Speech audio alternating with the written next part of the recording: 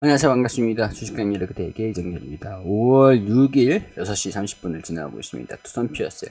진짜 너무 감격적이고 눈물이 납니다. 이 감정을 표현할 수가 없을 정도로 너무 정말 기뻐요. 두산중공업도 제가 브리핑을 드리고 있는 상황인데, 두산중공업이 반등이 나왔을 때, 주가가 올라갔을 때 보다 더 기쁜 것 같아요. 여러분들 진짜 그동안 고생 많으셨습니다. 물론 이제부터가 시작입니다. 이제부터가 시작이에요. 두산 피어셀이 그동안 이제 컨센서스도 못 맞춰주고 계속 야 두산 피어셀 양아치 새끼들 막 그렇게 나올 정도로 실적에 대한 부분들, 컨센서스가 좋은데도 불구하고 그 컨센서스를 계속 못 따라갈 수밖에 없었던 요인들이 수소법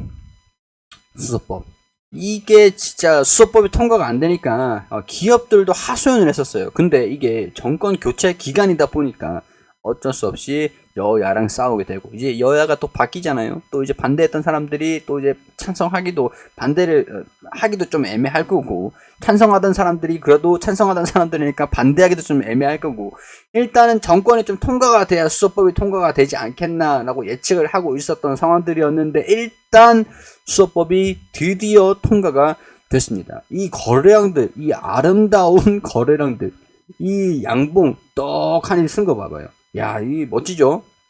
조금 아쉬웠던 부분들이 있는데, 조금 아쉬웠던 부분들은 이 단기적인 전고점인 4만원 부근에서 차익실현 매물들이 나왔다. 근데 이거는 무시하셔도 상관없을 것 같아요. 왜냐면은 개인 투자자들이 팔았습니다. 외국인 기관 투자자들은 순매수로 보이면서 이 거래량들의 대부분이 외국인이란 기관이에요. 얘네들도 기다려왔던 거지. 수소법이 언제 통과되느냐 계속 눈알 빠지게 기다리고 목 빠지게 기다리고 지켜보면서 그 숱한 세월을 버텨왔던 거지, 얘네들도. 물론 우리가 정말 기쁘고 그렇지만 지나가야 되는, 앞으로 이제 또 두산피어셀이 풀어야 되는 숙제가 있습니다. 수소 관련, 연료전지 관련된 수주를 받는 것, 수주를 받아서 기업 운영을 잘 해서 매출액을 증가시키는 것. 자, 수주를 모두 공시를 하진 않겠지만 일부분을 공시만 해준다라고 해도, 수주 잔고만 표시를 해준다라고 해도 이제 1분기까지, 이번 1분기까지는 힘들었죠. 2분기 5월인데 이제 통과가 됐어요. 당장 다음 달부터 수주가 들어올지는 기업들도 이제 이거를 계산을, 손익을 한번 따져봐야 되는 그 계산 시간들이 필요할 겁니다. 투자 계획 수립들은 다 했는데 상황들이 많이 바뀌고 있어요. 바뀌고 있기 때문에 기업들 입장에서도 계산기에 두드려 볼 겁니다. 우리 기업에서 화력 발전의 전기 사용 매출이 비중이 얼만데, 이거를 수소로 비중을 일정 비분들을 의무적으로 바꿔야 돼. 그러되면은 우리가 수소연료 전지에 대한 청정 수소 인증 인증서라든가 그런 것들을 어떻게 해야 되는지, 얼마가 투자가 가능한지 따져봐야 될 거 아닙니까? 따져보고 그 다음에 수주가 들어온다라고 하면은 조금 빨리 움직이면은 3분기부터 수주가 본격적으로 터지지 않겠나, 그런 생각들이 들어요. 왜냐면은 기업들 입장에서도 그동안 아니 우리 투자 계획들 다 수립하고 준비 다 해놨는데 수소법을 통과를 안 시켜주니까 우리가 투자를 못하고 있었던 상황들이었는데, 빨리 수소법 좀 통과를 좀 시켜달라라고 얘기를 촉구를 하고 호소를 하고 그러고 있었던 상황들이었기 때문에, 아마 3분기가 되면 수주가 높아지면서 실적들, 또 이제 수주가 들어왔다라고 해도 실적이 바로 반영되는 건 아니에요. 시차가 또 존재한다라고 말씀을 드렸었죠. 근데 두산피어셀이 가지고 있는 수주 중에서 큰 수주 같은 경우에는 중국에 납품을 하는, 수출을 하는 수주들도 가지고 있었던 상황들이니까 영업이익들은 점진적으로 개선이 되지 않겠느냐, 이렇게 기대를 하면서 볼 수 있는 포인트이지 않을까.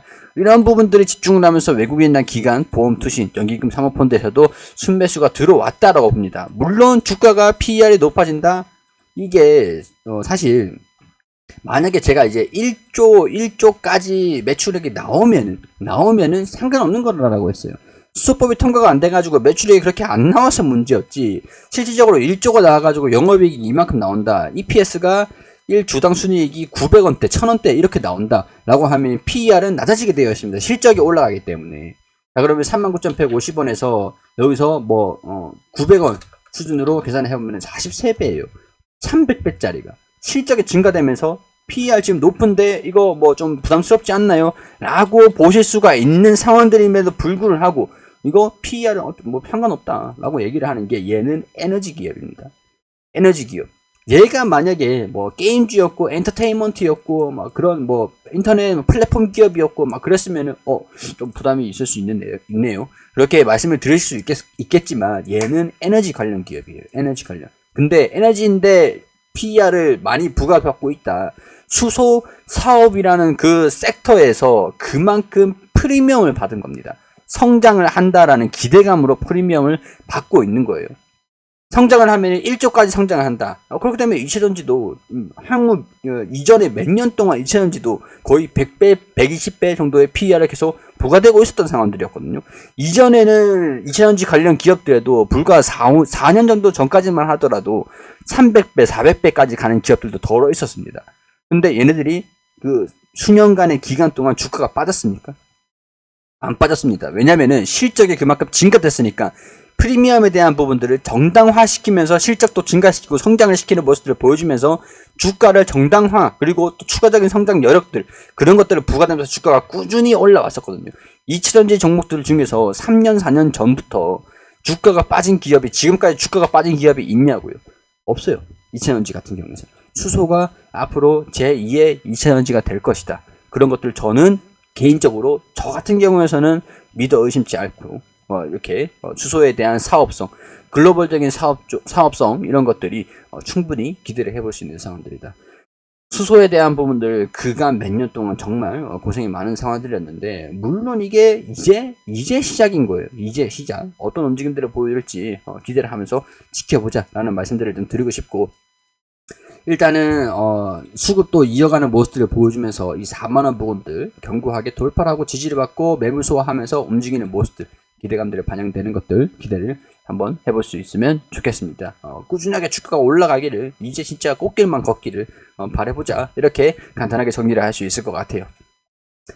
버티신 분들 대응을 이제 좀 서서히 잡을 준비를 하시고 슈팅이 나올 때 동안 대응을 잡기 좀 어렵다 좀 부담스럽다 라고 하시는 분들은 조정이 나오는 것들을 확인을 해보면서 이거는 기회다라고 생각을 하면서 평균단가를 계속 대응을 해나가면 되실 것 같다 라고 정리를 해드리고 전략적인 부분들 간단하게 잡아드릴 수 있을 것 같습니다. 자 이제 수주만 기다려보고 실적이 증가가 되는 것들 전망치가 나오는 것들 이런 것들만 좀 체크를 해 나가도록 하자고요. 앞으로도 꾸준히 계속 브리핑을 드리도록 할 테니까요. 구독 한 번씩만 꼭 부탁드리도록 하겠습니다.